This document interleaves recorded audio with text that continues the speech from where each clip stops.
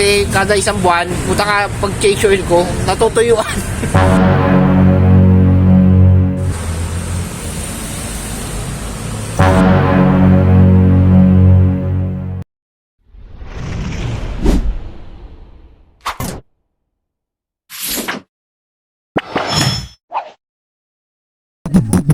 So ngayong araw nga ipapacheck up na natin ang ating motor. Dahil sabi nga ni kuya ay tingnan natin at magpa-change oil ka ng isang buwan dahil natutuyuan. So inayos niya to nung nakaraan yung video natin kung mapapanood nyo. So ngayon ipapatingin natin ulit. Okay, let's go.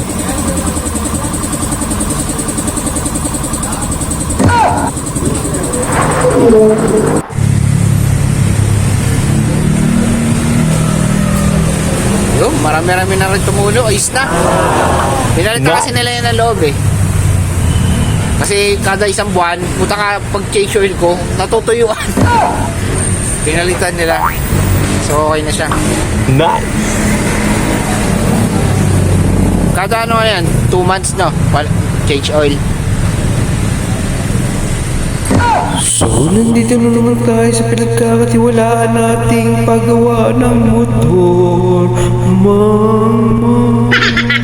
At ito na nga pala ng paggawa tayo at nabigyan pa nga tayo ng isang sticker, mama. At ito na nga yung kinabit natin sa ating motor para katiwa-tiwala talaga na lahat ng pangyayari, mama.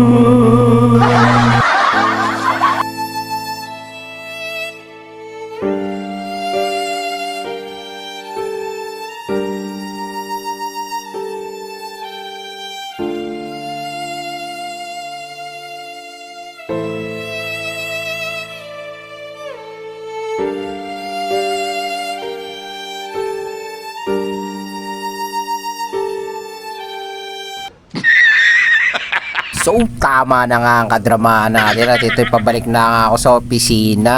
At so may trivia lang tayo at mga katanungan at konting katanungan lamang sa buhay. Pumasok din ba sa isip nyo ang mga ganito? Fishball ay gawa sa fish. Squidball ay gawa sa squid. Ang pumasok lang talaga sa isip ko yung kikiam. Kaya pala ang sarap niya. Saan ba gawa yan? At ito pa, ang tawag sa mga bumbero, fireman. Parang nakakapagtaka naman na tawagin silang fireman, hindi naman sila nag-aapoy.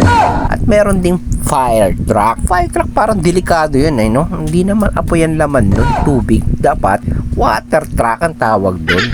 Saka fire exit, dapat hindi ganun eh. Parang delikado pasukan yun eh.